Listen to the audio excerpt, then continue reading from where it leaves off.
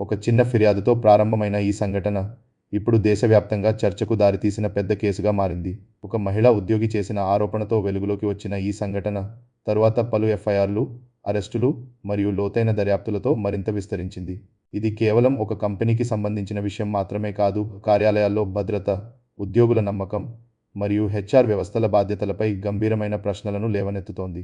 చట్ట అమలు సంస్థలు దర్యాప్తును ముమ్మరం చేస్తుండగా, సంస్థ అంతర్గతంగా కూడా ఉన్నత స్థాయిలో విచారణ కొనసాగుతోంది. ఈ వీడియోలో ఈ కేసు ఎలా ప్రారంభమైంది, ఎలా విస్తరించింది, ప్రస్తుతం ఏ దశలో ఉంది, మరియు ఇది భవిష్యత్తులో సంస్థలపై ఎలాంటి ప్రభావం చూపవచ్చో పూర్తి వివరంగా తెలుసుకుందాం.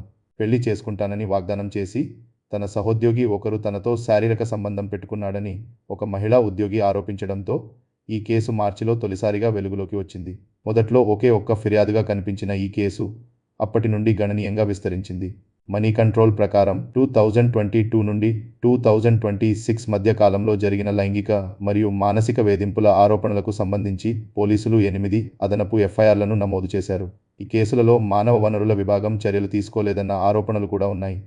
ఇది ఈ సమస్యకు ఒక వ్యవస్థాగత కోణాన్ని పరిచయం చేస్తోంది. చట్ట అమలు సంస్థలు తమ దర్యాప్తును ముమ్మరం చేశాయి. ఆ ప్రాంగణంలో నిఘా సమాచారాన్ని సేకరించడానికి నాసిక్ పోలీసులు 2025 ఫిబ్రవరి మరియు మార్చి మధ్య ఉద్యోగుల వలె నటిస్తూ మారువేషంలో సిబ్బందిని నియమించారని ఆ నివేదిక పేర్కొంది.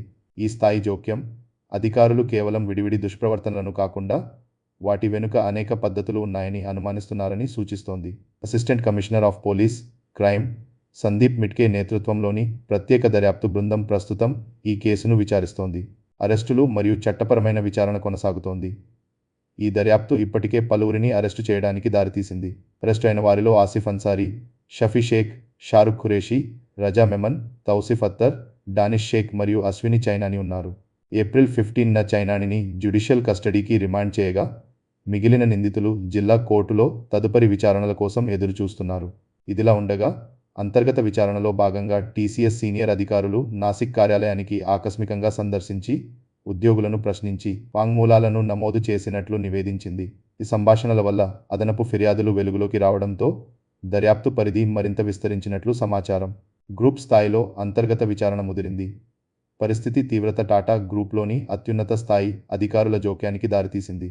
ఈ ఆరోపణలు తీవ్ర ఆందోళనకరమైనవి మరియు బాధాకరమైనవి అని అభివర్ణిస్తూ Tata sons chairman N Chandrasekaran సమగ్ర విచారణకు ఆదేశించారు. ఒక ప్రకటనలో దుష్ప్రవర్తన పట్ల కంపెనీ ఎటువంటి సహనం చూపదని, అధికారులకు పూర్తి సహకారం అందిస్తోందని చంద్రశేఖరన్ తెలిపారు.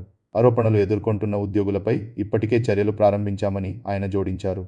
అంతర్గత విచారణకు నాయకత్వం వహించే బాధ్యతను టీసీఎస్ తన చీఫ్ ఆపరేటింగ్ ఆఫీసర్ ఆర్తి సుబ్రమణియన్కు అప్పగించింది. ఈ చర్య ఈ విషయాన్ని స్థానిక హెచ్ఆర్ సమస్య నుండి గ్రూప్ స్థాయి పాలనాపరమైన ఆందోళనగా సమర్థవంతంగా ఉన్నత స్థాయికి తీసుకువెళ్తుంది. కార్యాలయ వ్యవస్థలపై విస్తృత ప్రశ్నలు, నేర విచారణ కొనసాగుతున్నప్పటికీ ఈ కేసు సంస్థాగత ప్రక్రియలలోని సంభావ్య లోపాలను కూడా ఎత్తి చూపుతోంది. హెచ్ఆర్ నిష్క్రియాత్మకతను ఉటంకిస్తూ పలు ఎఫ్ఐఆర్లు నమోదు కావడం, ఫిర్యాదుల పరిష్కార యంత్రాంగాలు, స్పందన కాల పరిమితులు మరియు పిఓఎస్హెచ్ నిబంధనల పాటింపు చట్టాల పటిష్టతపై ప్రశ్నలను లేవనెత్తుతోంది. భారతదేశపు అతిపెద్ద ఐటీ సేవల సంస్థ అయిన టీసీఎస్కు ఈ సంఘటన కార్యాచరణ పరంగా మరియు ప్రతిష్ట పరంగా ఒక సవాలును విసురుతోంది. ఆ సంస్థ వ్యాపార కొనసాగింపును కాపాడుకుంటూనే ఉద్యోగుల భద్రతను నిర్వహించాలి, చట్ట అమలు సంస్థలకు సహకరించాలి మరియు విశ్వసనీయమైన అంతర్గత విచారణను నిర్వహించాలి. రిమోట్ వర్కింగ్ ఆదేశం ఒక స్వల్పకాలిక స్థిరీకరణ చర్యగా కనిపిస్తోంది. అయితే దీని దీర్ఘకాలిక ప్రభావం పోలీసు విచారణ మరియు అంతర్గత సమీక్ష రెండింటి ఫలితాలపై ఆధారపడి ఉంటుంది. మరి ముఖ్యంగా ఈ కేసు కేవలం ఒక కంపెనీకే పరిమితం కాకుండా విస్తృత ప్రభావాన్ని చూపే అవకాశం ఉంది. ఇది కార్యాలయ ప్రవర్తనపై, ఫిర్యాదుల పరిష్కార వ్యవస్థల సమర్థతపై మరియు పెద్ద సంస్థలలో హెచ్ఆర్ విధుల జవాబుదారీతనంపై పెరుగుతున్న పరిశీలనను స్పష్టం చేస్తుంది. దర్యాప్తులు కొనసాగుతూ మరిన్ని వివరాలు వెలుగులోకి వస్తున్న కొద్దీ దృష్టి తక్షణ సంక్షోభ నిర్వహణ నుండి వ్యవస్థాగత పరిష్కారాల వైపు మళ్లుతుంది. ప్రస్తుతానికి టీసీఎస్ చట్ట అమలు, ఉద్యోగుల విశ్వాసం మరియు కార్పొరేట్ పాలన అనే 3 అంశాల మధ్య ఉన్న సంక్లిష్టమైన పరిస్థితిని ఎదుర్కొంటోంది.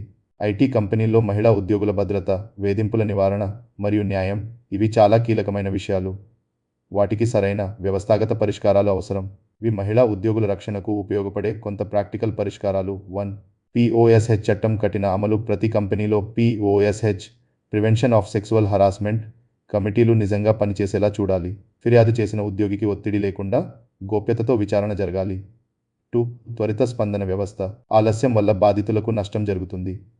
3. అనామక ఫిర్యాదు సదుపాయం. భయపడకుండా ఫిర్యాదు చేయడానికి అనానిమస్ రిపోర్టింగ్ సిస్టమ్స్ ఏర్పాటు చేయాలి.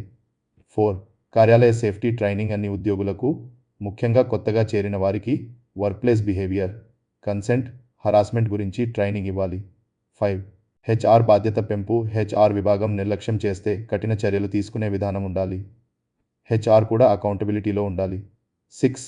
మహిళల కోసం support systems. Counselling, legal support, safe transport వంటి సౌకర్యాలు కల్పించాలి. 7. Background checks and monitoring. ఉద్యోగులపై సరైన బ్యాక్గ్రౌండ్ వెరిఫికేషన్ చేయడం, రిపీటెడ్ కంప్లైంట్స్ ఉన్నవారిపై ప్రత్యేక నిఘా పెట్టడం. 8. లీడర్షిప్ జవాబుదారీతనం. సీనియర్ మేనేజ్మెంట్ సీరియస్గా తీసుకుని జీరో టాలరెన్స్ పాలసీ అమలు చేయాలి. 9. టెక్నాలజీ వినియోగం. సరైన ప్రైవసీతో access locks, digital complaint tracking systems వంటివి ఉపయోగించాలి. 10. చట్ట అమలు సంస్థలతో సహకారం. మొత్తానికి సమస్యను ఏదైనా ఒక సమూహానికి కట్టిపెట్టడం కంటే సురక్షితమైన, పారదర్శకమైన, బాధ్యతాయుతమైన పని వాతావరణాన్ని నిర్మించడమే దీర్ఘకాలిక పరిష్కారం. ఈ వీడియో మీకు ఉపయోగకరంగా అనిపిస్తే తప్పకుండా లైక్ చేయండి.